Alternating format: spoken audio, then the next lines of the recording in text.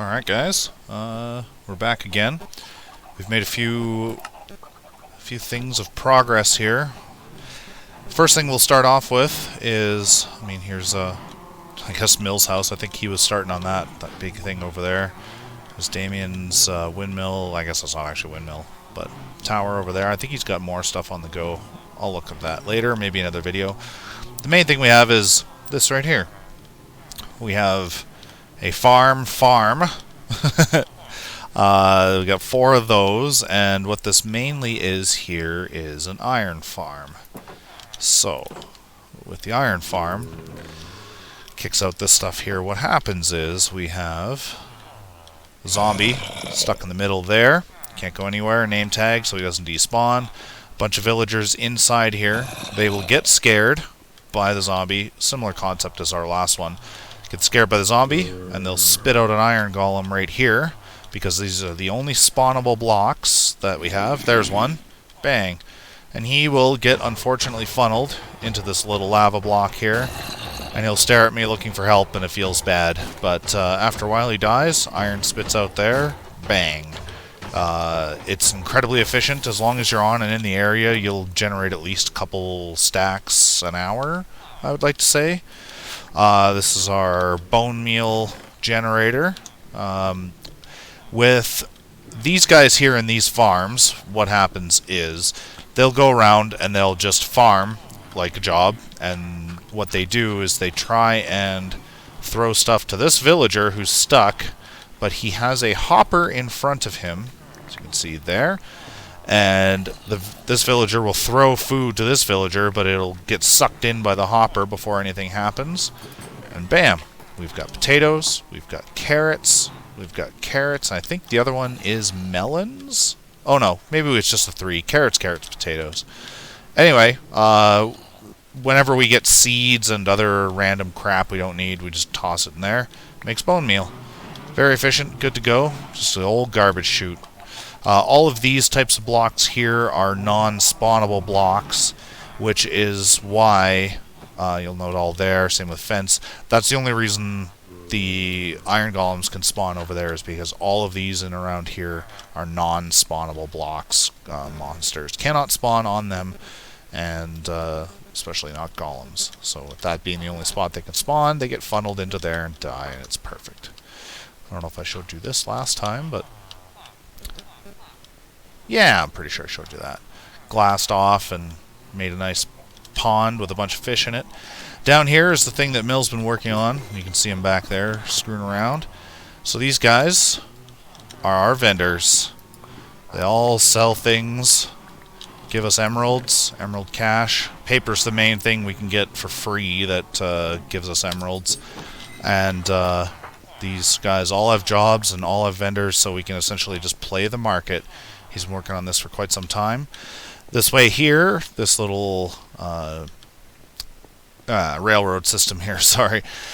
This goes all the way out to a house where we have a breeding farm set up so that these guys can breed and hook us up. And Mill moves them in and around. And we actually have another spot down here. This is again so we can move them to the destinations. And he's clearing stuff out over here, getting another whole level of merchants set up for us. He's been working on this for the last couple days. It looks, to be perfectly honest, incredibly tedious, and I'm glad he's doing it and not me. And it's friggin' wicked that he is. Here's Mill's house. I might hop into spectator really fast to see it, but I think he built most of this all in creative, but it looks wonderful, and I like it. It really makes our town have a little more something to it. I don't think there's any real need to hop up over and look at it from the sky. We'll check out Damien's stuff a little later, but I think he's got some more stuff on. He's been on a lot more recently, so. But for now, let's go to the Nether, which is one of the main reasons I wanted to make this video, is because of what I have done inside here. And it's nothing amazing, but it's taken me a few days to work on it, and it kind of hooks us up. So last time we were here, this section here wasn't in. What we'd have to do is go through here, the main door, where, as you can see, you get attacked by a lot of things, and it kind of sucks. So we're just going to hide. Kill this guy. Yeah, they're all stuck outside the door. You have to have metal doors or they still get through. These guys are... Get out of here. Get out of here. This is embarrassing. It's also funny. Alright, so that guy's gone. Anyway, the main reason is I have made a long tunnel all the way to the strip mine and to the Nether Fortress. As you can see, Nether Fortress strip mine this way. Let's go have a look. So I've extended our house. Kind of comes through here. This little spot leads to a lot of nowhere. I dug it and went out. Eventually found where I am now. But what I've done is carved into the land and made a very long tunnel. So we're going to run it. Now, it's not pretty, but you can still see outside. And I just got really sick and tired of running by those guys and running by all the piglins and just getting attacked constantly. So I made this ghetto tunnel. I'd kind of like to raise this roof by one, but I'm not really too worried about it. Goes down here. This actually goes across a large lava area from one island to the next. You could get across by going that way. As you can see, there's a torch kind of right there by the crosshair.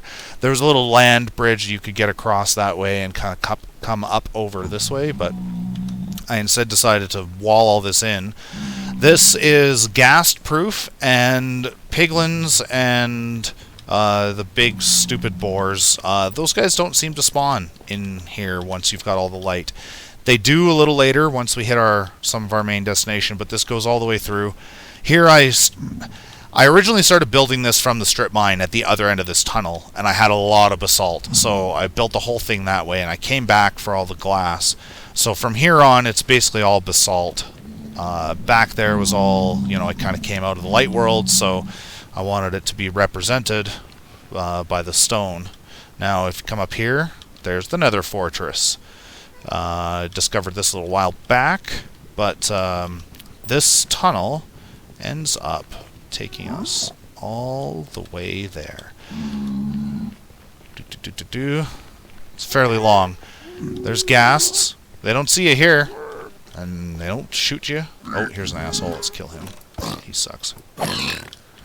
Alright. Occasionally they will spawn in here. Now this is largely because, as you can see, I've entered the Nether Fortress. Now, I noticed when I found my strip mine way down here that eventually, like, this one long chasm goes straight to where I was going and goes straight to where we want to be with the Nether portal over here. But the problem is that I had to cut through the land right here to make this work. It's not really that big of a deal, but it was easier than going across all the other ways. I made a bunch of judgment calls and actually had like a few different tunnels dug and a couple things cleared out. I settled on this because it just takes you straight there. I've kind of blocked off some of these other entrances, and normally this only goes up to where you see the nether brick at, but I decided that I just wanted it to be as enclosed as possible. Here I left as a juncture so you can go. This is the main way to the main Nether Fortress. Well, I can't believe that guy hit me from there. But I did leave some open spots. They were supposed to have doors on them, but I haven't got that far yet, and it's really not that big of a deal. So we'll just keep running. As you can see, this goes all the way, it cuts all the way through the Nether Fortress, but basically nothing spawns in here. I've seen a couple of mobs here, a couple of mobs there, but it's really not too bad. Now this takes us out to the coolest biome out of the new Nether, which is all basalt and black rock, and I like this a lot, and that's why I decided to build the strip mine here, was because we could get a lot of this material. We do have a basalt generator, but you know, when you're strip mining, I mean, this is all the basalt you need. So we'll kind of run up here. Now, the original way that I found this farm was by cutting through all of this, and I will kind of dodge this cream here, but I ended up coming out through here. I had to walk over a lot of freaking lava to do it, and it was incredibly stressful going all the way through after coming out of the other side of the Nether Fortress. And I found this little area here, and I basically just dug straight down. So this here, drop in. When I dropped in, right here, about is like floating where it would have been, was where I found the very first ancient debris And I was like, perfect, this is the level I need to be at. So I kind of went this way a little bit and said, this is just a lot of netherrack, I don't want that. So I kind of had to turn around. That's a lot of lava. It turned out to be, there's a few different passageways. The main way is just straight into here, which leads you into, as you can see, the underground part of the biome. And I've set up a new strip mine down here. Now I'm going to hop into spectator really fast. And we'll kind of have a look from a high end. So as you can see, I have done a very large amount of strip mining already on this area.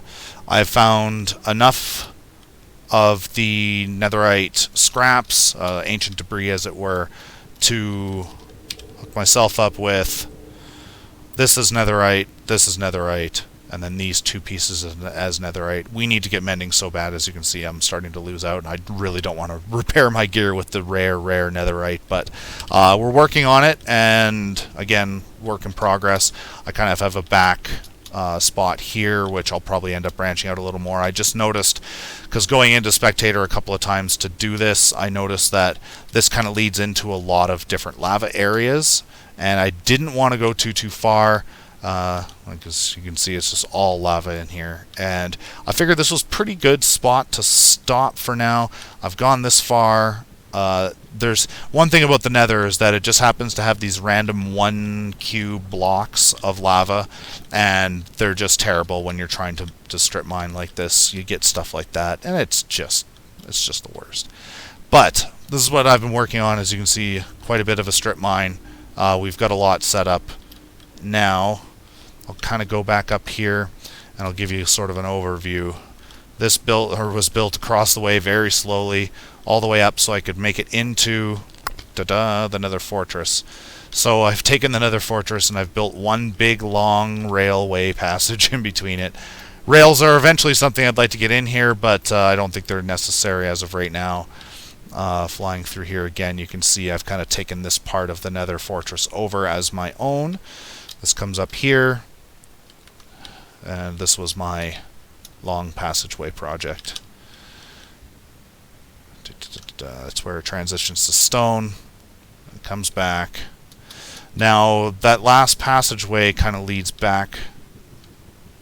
Sorry, fly in, and here we are back at home. This passageway here, like I had said, I kind of started just cutting through to see what I could find. This led to a whole lot of nowhere. I ended up making this and coming back down. Ruined portals are a new thing. I cleared this out. There was a chest. It had some cool stuff in it. Nothing really of note, but it's cool to know that kind of stuff is in and around in the Nether. Now, again, I kind of built across here, found this cool biome right here, but it doesn't really lead anywhere. I kind of went in and around through here, looked around, grabbed a few things, but I just like this new Nether. I think it's great, and man, I'm having a lot of fun with this game right now. I think that's probably where I'll leave you guys off, and thanks for watching. We'll see you later.